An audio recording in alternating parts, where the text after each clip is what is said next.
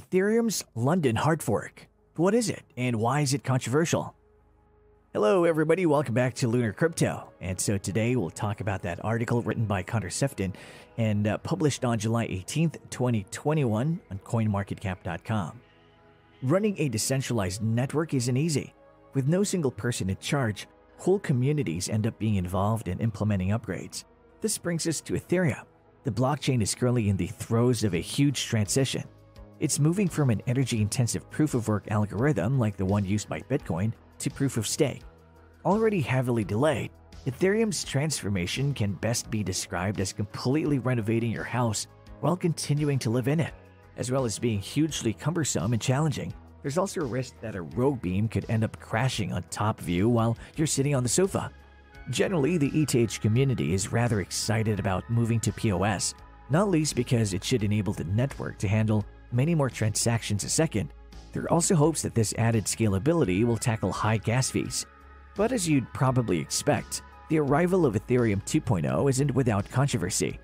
As its arrival comes closer and closer, other improvements are being made to the current POW blockchain, and some critics aren't impressed with what they're seeing. The London hard fork. The next major upgrade coming to the Ethereum blockchain is the London hard fork. Although it's difficult to pinpoint exactly when it will be released, current thinking suggests that it'll be on Wednesday, August 4th. Contained within the hard fork are 5 Ethereum improvement proposals, otherwise known as EIPs for short.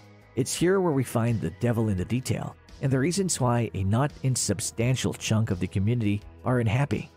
Bitcoin has a fixed supply cap, meaning that only 21 million BTC will ever exist. By contrast, Ether is an inflationary cryptocurrency, and this means that there's no upper limit on how many ETH can exist.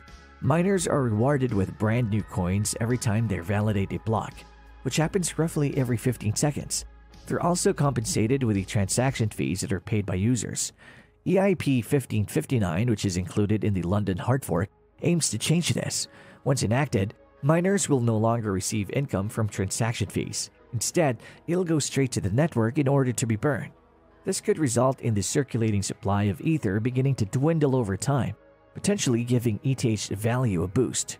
There are benefits here. One of them is that it should help make transaction fees a little bit more predictable for those who use the Ethereum blockchain. There has been widespread exasperation at the congestion we've seen on this network, exacerbated by the triple threat of a bull market, the explosion of NFTs, and the thriving DeFi sector. But understandably, some miners are annoyed that they're going to lose a crucial source of their revenue, especially considering that the 2 ETH they get as a block reward these days is substantially less than the 5 ETH they received a few years back. There are miners who are attempting to adopt the glass-half-full mentality when it comes to these changes. Users are still going to have a chance to pay tips to increase the chances that their transactions are handled with urgency. Plus, efforts to make Ether deflationary should ultimately mean the remaining ETH that miners receive as a reward will end up being worth more. Miners are a crucial part of the Ethereum ecosystem. They're the people responsible for keeping the blockchain running smoothly and validating transactions.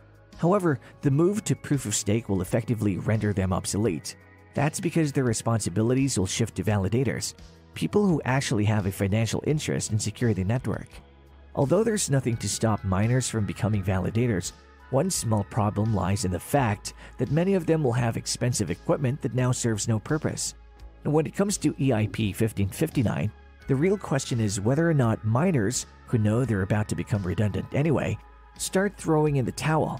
It seems unlikely that there would be a mass exodus that would plunge the blockchain security into peril. However, a substantial number of departures could mean that mining ETH becomes more profitable for those who stay online. This is a scenario that we've seen recently on the Bitcoin blockchain after a large number of miners were forced to shut up shop because of China's crypto clampdown.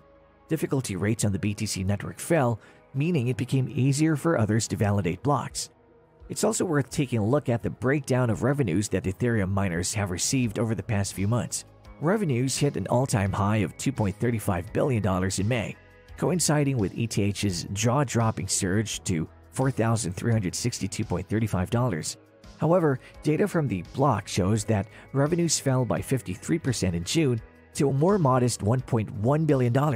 A fall in transaction costs meant that gas fees accounted for just $166 million of this.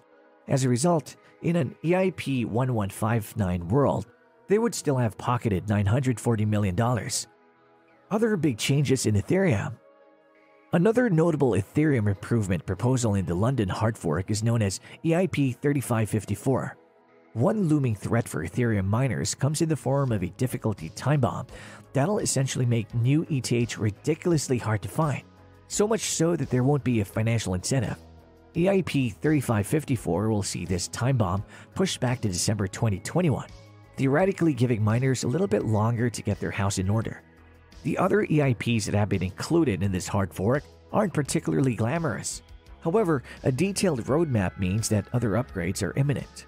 The next big milestone to expect is being dramatically referred to as the merge, enabling the Ethereum mainnet to dock with the already live Beacon chain, meaning that staking will be able to take place across the entire network.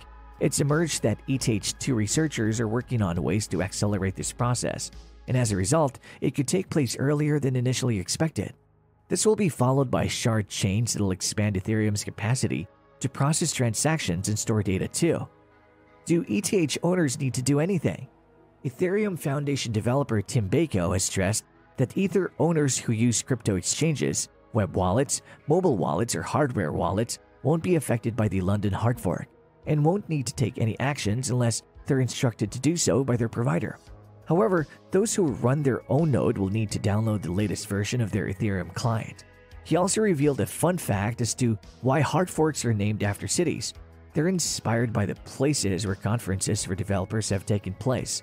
To cut a long story short, the London hard fork fires the starting gun on massive changes to the way the miners operate on the Ethereum blockchain, and soon they will be extinct. And if you like our video, don't forget to subscribe to our channel.